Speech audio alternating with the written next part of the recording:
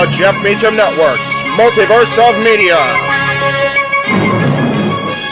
For over 15 years, the recognized symbol of excellence and the standard bearer in coverage of sports and entertainment.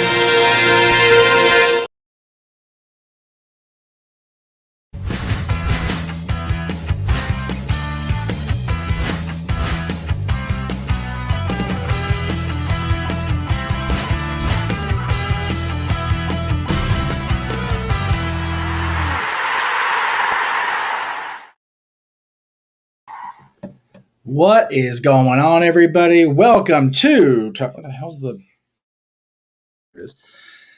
Can't keep this thing on straight. Anyway, welcome to Talk Wrestling here on the Jeff Meacham Network, Multiverse of Media, and NoDQ.com, as well as both my Twitter and the NoDQ Twitter.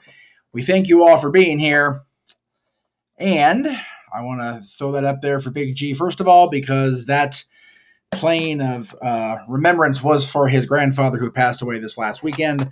So we extend our condolences to the entire family and all of their friends. Big J, we love you, brother, and Josh with the moment there. So first of all, let me get to the comments real quick here that we're already up here to the early birds. Thank you, Sam. Good to see you as well. Great match between Brett and Roddy, WrestleMania 8. Muhammad, always good to see you. Come on in. Matthew, hello. Josh, good to see you. Yes, it's the wrong show. We'll do that tomorrow on the Greg Cherry brand.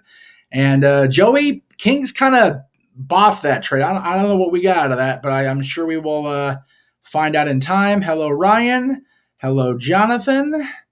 Hello, Ken. And yes, hey there, hi there, ho there. Welcome, Jay. And we want to make sure that you get your stick in before Josh steals it. Lord knows that is a thing. And yes, thank you, Jonathan. Condolences to the entire Hiddle family. We appreciate that. Thank you for the super chat, by the way. I'm not sure where it went because I don't have the algorithm in front of me or the, what do you call it? I forget the name of the word. Anyway, I don't have it in front of me, but thank you, Caleb. Back to the Future Part 3 is one of the best parts of the trilogy. Absolutely. Anyway, so thank you very much. And again, remember, no spoilers for NXT. I did get to see NXT tonight. I didn't get to watch it last week because I wasn't able to watch at 5 o'clock. But I know some of us haven't seen NXT. I did see it tonight, so I do know what happens. But again, thank you all very much. So thank you, Daniel, for reminding us that not everybody gets to watch NXT on the East Coast feed. All right, so again, I'm going to go ahead and put this banner up now because people seem to forget that just because I've been doing this that I also can get the super chat. So please, if you guys have a question to take me off course, please, by all means, go ahead and do so. Just remember that you can super chat myself, the Castine Studios page, and the No DQ page to get any and all questions in while you can. All right, so what I want to talk about is what is going down in WWE, because we did talk about it on the No DQ review, but now after what happened on SmackDown, what happened on Raw last night, there is a question out there: where will Jey Uso stand? And I definitely want to, and I'm getting this and forgetting what I'm supposed to be making an appearance on that show. Jonathan, do me a favor. Message me on Facebook. Since you're commenting on Facebook, message me there. We will get there. Because I'm totally blanking on that. I apologize. It's been a crazy first half of 2023 already. God, we're almost at the end of the first half of 2023. Isn't that bonkers? Anyway, so I'm of the opinion that this Friday on SmackDown, as I shift the entire camera and everything. Okay, you know what? Hang on a second, guys. That's a piece of shit out of the way. Golly, that hurt. Sorry, I know we're getting way too close up there, Wayne's World style. Oh, go for the pin. Yeah, John, I am so sorry. I keep forgetting to make that appearance. And to be honest with you, I have more opportunities now that I'm going to be home for a couple weeks with this damn thing. Anyway, I'm of the opinion, could be wrong, that Friday night on SmackDown will be the true beginning of the end. As far as the finite concrete split between the bloodline, right down the middle of the four members. We will see Jay. JJ's not even here. What's he gonna do? Jay will side with Jimmy. People forget, and I think the WWE put this thread up, the playlist up on their social media, on their YouTube specifically, to remind people just how this story has evolved. In that it started with Jey Uso winning a match that enabled him to challenge Roman Reigns for the Universal Championship, which took place, I believe it was at the Night of Champions pay-per-view in 2020. It could have been Clash. I forget the hell it was called. Clash Champions. Whatever the hell the show was called at that point. Jay got his shot. Jimmy threw in the towel. And then we had Hell in a Cell with Jay and Roman. And Roman attacked Jimmy to get Jay to quit. Then and only then Jay seemed to fall in line. Jimmy took a little longer, but he was there. And now with the way things have gone down, we've had an evolution of the story. We had Sami Zayn introduced as a member of the team, an honorary Uso, and then Solo Sikoa made his debut at Clash at the Castle. So I personally, if I'm writing this, if I'm Jey Uso if I'm Jey Uso playing the part out and I'm writing the creative, I'm remembering back to how this all began, which was Roman's continued abuse of Jimmy and Jey Uso. And I think that's why Jimmy snapped at Night of Champions in Saudi Arabia, because he remembered how far back this goes. And he remembered the early creation days of the bloodline and how that stable really came together. It was through abusive behavior by the tribal chief, by the head of the table. And for me, the money is completely there to have that come full circle. We've all talked about, we as in Team No DQ, Team Casa, Team Jeff, Meacham never pronouns, pal, have all talked about it should end with Jay because it started with Jay. But with Solo being there now, that is a wrinkle in the fabric, if you will. I still subscribe to my dear buddy Lisa's tweet that was put out there. We've all talked about it off and on our shows over the last year or so now since Solo came in. This is a real pain in the ass to do this left-handed, by the way. I'm just throwing that out there. This is a bitch. Oh, Lord. Jonathan. Oh, okay, there we go. Well, you put in a comment. I appreciate it, but I didn't. You could have just messaged me, but that's fine. By the way, shout out when you watch NXT tonight. You're going to see an old friend on the show from the XPW days, and I'll leave it at that. People will know who I'm talking about when they see him, but until then, be on the lookout. First time I've seen him on camera in quite a bit, so good to see him doing his thing. Anyway, so it's just starting to end with Jay and Solo. I think Solo will be the last to fall. Solo did put a tweet out earlier with a picture from the back of the four peripheral members, if you will, Jay, Jimmy, himself, and Sami Zayn, from a time where they were all together. And it was in black and white. The photo was presented in grayscale, and then a red X was on the back of both Jimmy and Sami, but not on Solo and Jay. So Solo clearly considers Jimmy Uso out of the bloodline, out of the family, if you will. So where Jay stands will definitely have a influence on Solo. Keep in mind, it was brought up in conversation with my father last night while I was home getting ready to watch Raw. Solo chose the tribal chief. Solo chose the head of the table. He stated he recognized the tribal chief, but they were his brothers. But when it came down to decision time, Solo sided with the boss, sided with the Don, if you will. I'm not talking about Tony on NXT. You'll see him tonight too. The head of the family.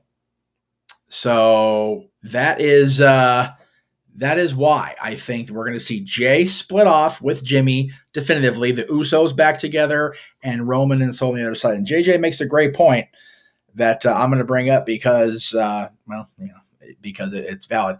I think that's part of why WWE keeps putting these long-ass Titanic-level double VHS playlists on YouTube to remind fans of the twist turn of this 3-year story, because modern fans aren't used to this type of, say it with me, kids, long-term. Mike hand, it looks like Back to the Future. That is some weird-ass shit right there. I'm just throwing that out there.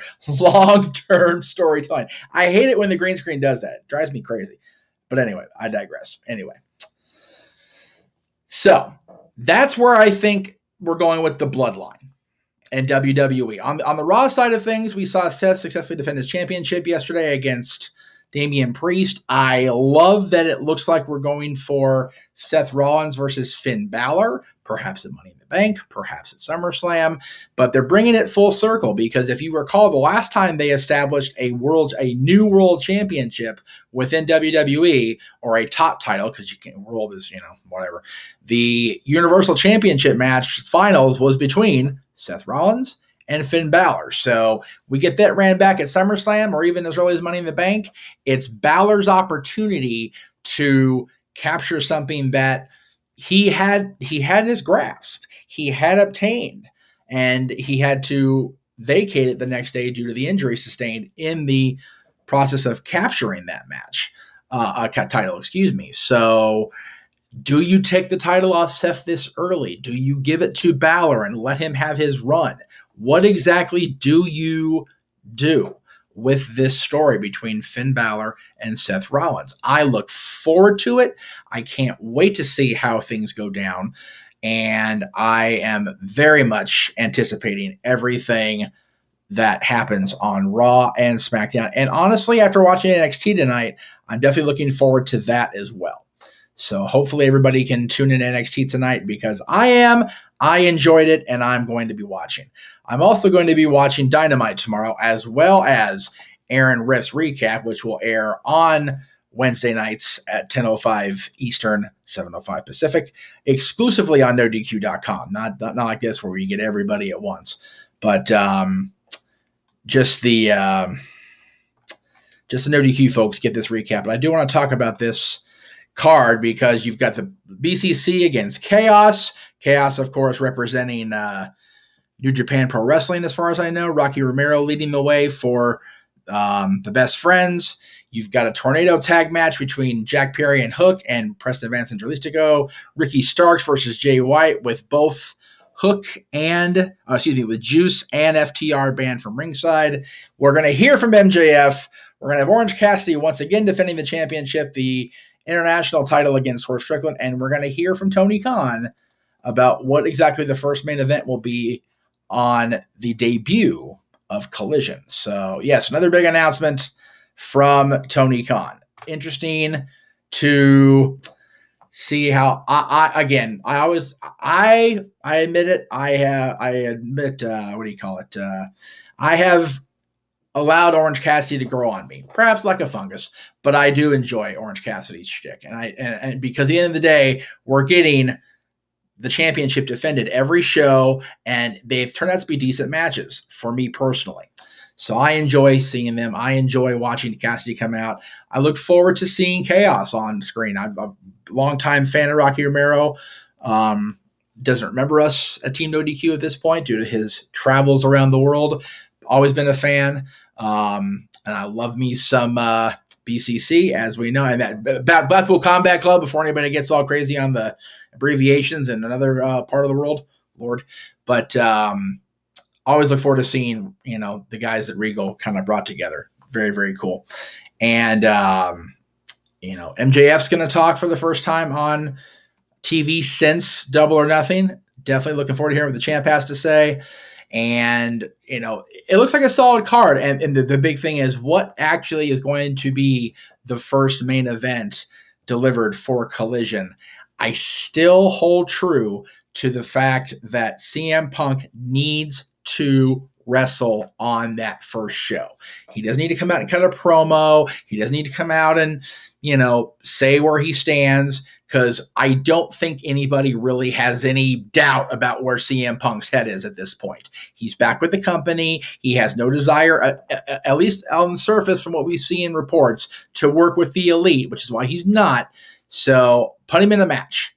Put him against Samoa Joe. Put him against somebody that is worth it, not, ham and egg or number 462, right? Don't do that to us. Don't do that to Punk. Don't do that to the audience watching at home or there at the United Center. Give Punk a quality match against a quality opponent. If you want to build towards something, that's one thing. If you want to have Punk come out there and cut a promo that actually leads to business being done at Forbidden Door the following weekend, at Wembley Stadium, somewhere along the way, maybe he addresses Kenny Omega and the Elite. Maybe we see him at Forbidden Door get involved in the much anticipated match that was announced this last week between Kenny Omega and Will Ospreay for the IWGP United States Championship. That is something I'm looking forward to at Forbidden Door, as well as, oh my God, Kazuchika Okada against Bryan Danielson. Let's fucking go. And I know I use the F word. I only get one, and I use it because it counts. That honestly is a match I've looked forward to for some time. Danielson and Okada. I've also looked forward to, Okada wrestling locally. Didn't get to see it when he was here, unfortunately, but I'm hoping to make that be a thing soon. If they're going to let Punk cut a promo, it needs to be brief and or cut off at the legs before he really gets underway. I'm not saying he shouldn't ever have a live microphone, because we all know Punk's strength is on his microphone side as well as his in-ring work. But people are anticipating so much he's just going to go out there and blah, blah, blah about what's going on with the Elite. And I don't think we need to hit. At this point, it's a moot point. At this point, it's a moot point because everybody's back with the company now, right? So let's just not let us get down the rabbit hole of, oh, what happened? Well, it doesn't matter. The guys are back in the ring. The Bucks are there. Omega's there. Punk's there. I guess Ace Steel's back with the company. Everybody's back. So just let it go, folks. Heed the words of our dear Snow Queen Elsa from the Disney world and let it go. All right. I said my piece on both of those. I do also want to plug the fact that we are going to be covering on Friday across the multiverse, Beatles style, Against All Odds from Impact Wrestling. I know people kind of still hate on Impact, and that is totally your prerogative. I encourage everybody out there to watch this show, and at the very least, watch our coverage of it on Friday night at 7 o'clock Eastern, 4 Pacific. But also, you can check out Noah Foster, our dear buddy here, our play-by-play man par excellence. He'll be simply predicting Against All Odds coming up Friday at 5:15 p.m. Eastern. That's 2:15 for you West Coast kids. Impact Wrestling has a lot of quality talent, and again, people just kind of sleep on it. That's unfortunate, at least in my opinion, because I'm going to get the card up here. That's why I'm not looking at the camera right now, because I realized I didn't load the graphics in like I wanted to. I can't do everything, folks. I do try to do most things ahead of time and be well prepped. It just doesn't always happen. So they're in here. I know they are. They were. Okay, they must be in the folder, which means I have to turn the damn phone on. No, off with you. I don't want to do that. Thank you. I don't want to do that. Can we turn that off? Thanks. Cool. All right. Messenger, I hope. I don't know. Anyway, there's a solid card on Friday. Yeah, it's not working. It's being an asshole. It is what it is. I need to turn on the not disturb anyway so people don't call me, because a lot of people forget I'm on the air on Tuesday nights, even though I've been doing it forever. Let's see if I can. Okay, it's already on. Cool. Make sure. Airplane. Boss, where'd the plane? There's the plane. Thank you. Okay, we're going to be like that. Can we possibly... Thank you. All right, hi. Anyway. Where are we at here? I know, phone or watch, I understand that. Let's see what we got here. All right.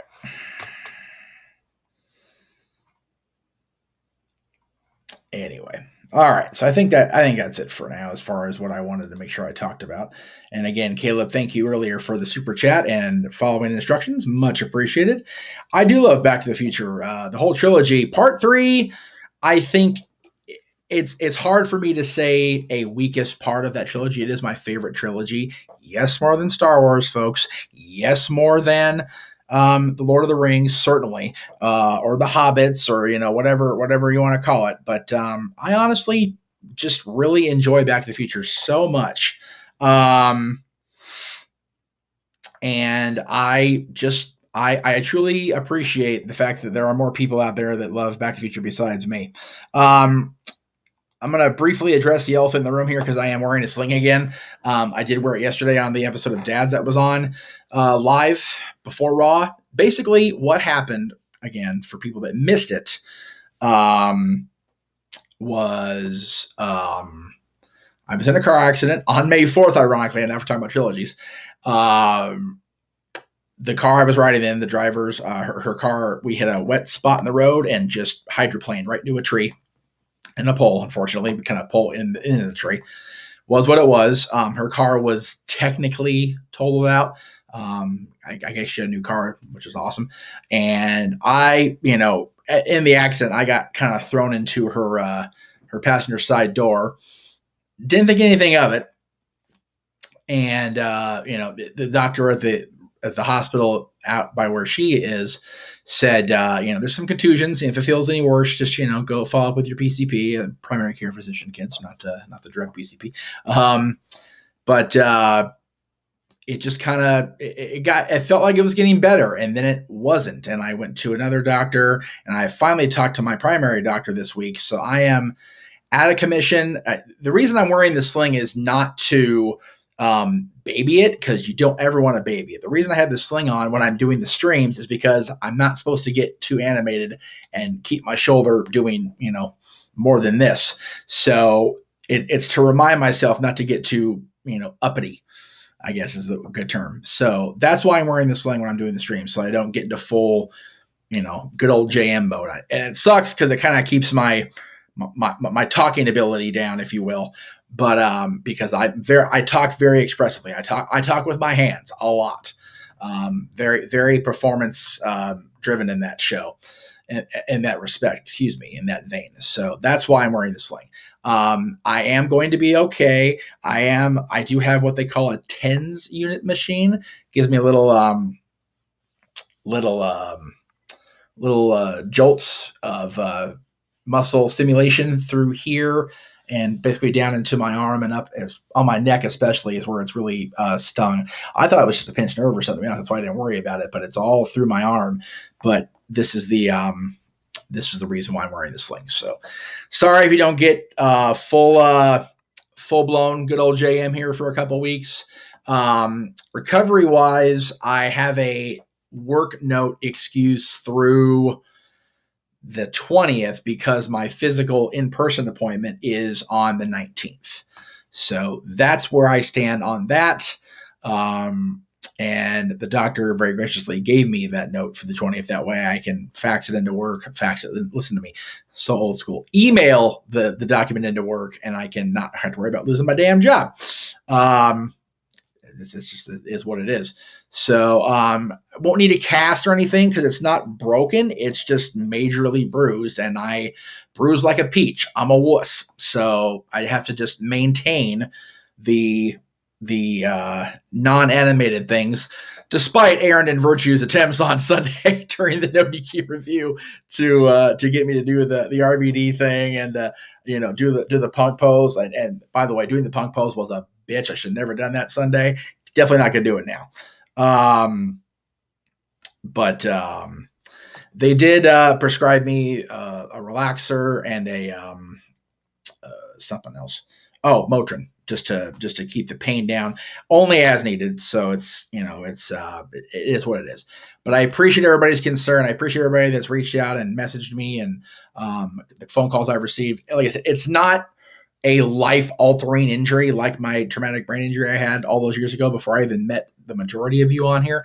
But it is a pain in my, well, not my ass, my shoulder, but it's definitely a day, a day-to-day operations hinderer is the best way I can put it. So with that being said, I'm going to go ahead and wrap up. We didn't get any more super chats, so I'm going to go ahead and wrap things up. Hope I answered anybody's question that I did see that didn't get super chat. Again, you can catch the next time any of us are on. The first one that's going to be on tomorrow is actually going to be Mr. Williams, the Renegade, JJ, because he is continuing on with his, and I realize now that I have the wrong graphic, Jay, because it's Tuesday, not Wednesday. I'm sorry. Don Juan DeMarco will be on tomorrow as part of Renegades Review's continued showcasing of Johnny Depp. That's tomorrow, Wednesday, June 7th at 3 p.m. Pacific. Benny in June was yesterday. Check it out now in the archives.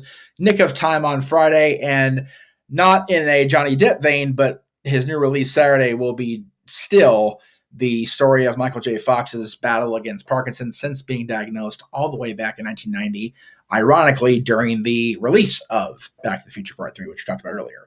So check out JJ's tomorrow. Then, of course, you can catch my buddy Greg and I on the Greg Cherry Show with Greg's very special guest, Auntie Collins, @_queer auntie on the Twitter, as JJ would say. Check us out tomorrow on the Greg Cherry Show. And then, as I mentioned earlier, Aaron will have a full recap of AEW Dynamite after the East Coast feed. That's coming up tomorrow at 10:05 Eastern. And you can catch Aaron recapping all the shows, Raw, Dynamite, and SmackDown each and every week, as well as the pay-per-views, the PLEs, if you will. And every Sunday night at 8 o'clock Eastern, get rid of this damn banner, 5 o'clock Pacific, the No DQ review up until the week of Forbidden Door, because Forbidden Door is on a Sunday. So we'll be doing the predictions. The No DQ review will not be on until, actually, we haven't decided, but Talk Wrestling that week will be on a different day. So other than the week of Forbidden Door, which will end up being Money in the Bank that Saturday, you can catch me back here on Tuesdays at 10:05 Eastern each and every Tuesday across the Multiverse of Media and on NoDQ.com. Speaking of JJ real quick, Throwback Thursday this week will include week 15, which is episode 15 of Talk Wrestling, which was part 2 of our interview way back in February 2008 with everybody's favorite wrestler. Do it with me, kids. Hang on. Rob Van Dam. There you go. I did the one thing. There you go. And JJ will have the War Zone back on the air this coming Sunday at 3 o'clock Pacific, a couple hours before the No DQ review. So that, I believe, is all the shills. It is. Yeah, I did good with one hand. Let's see what we got over here. See what's going on over here. There we go. All right. Oh, we do have a couple super chats. Well, thank you. Appreciate you. Psychojet Black says, hey, Jeff, to the DX chop and the Hogan pointing. All right, well, I can do the DX chop with my, tell you what, I'll do it with my sling shoulder thing and my arm. Suck it. There you go. That's where we're getting that. That looked really bad upon reflection. Don't anybody crop that out or anything. And Josh says, with $2 super chat as well, I'm not reading that off. I don't care how much it costs. Definitely can't sing it anyway. And the hell with Matt Cardona. He cost me my hair more than I already had. So anyway, thank you, guys. Matt, again, good to see you. You're a little late because I'm wrapping things up. And let's see here. We will not see Josh tomorrow on the Greg Cherry Show, which is fine because we do have our special guest, Josh. Thank you for letting me know. And JJ says, an 11-movie haul from Hamilton Book, which Hamilton Book, JJ led me to that website. Tremendous amount of movies and books and just all kinds of media at very little cost. So check that out on Sunday. He'll be talking about all things related to Hamilton Book on the War Zone this week. And no, I'm not a Cardona fan because he cost Aaron and me our hair. So the hell with Cardona. Anyway, I thank you all very, very much. Appreciate the love. Appreciate the support. Appreciate you guys supporting the Multiverse of Media and everybody contained therein. I did have the graphic here either. Son of a bitch. I always forget to do the graphics. I'm so mad. And I'm tired of my own shit, apparently. So I'm just going to go ahead and throw it up there. There it is. I'm tired of my own shit today. Thank you for the meme, by the way, James. Appreciate you. Anyway, I'll be back tomorrow. Aaron will be back tomorrow. JJ will be back tomorrow. The 3 founders.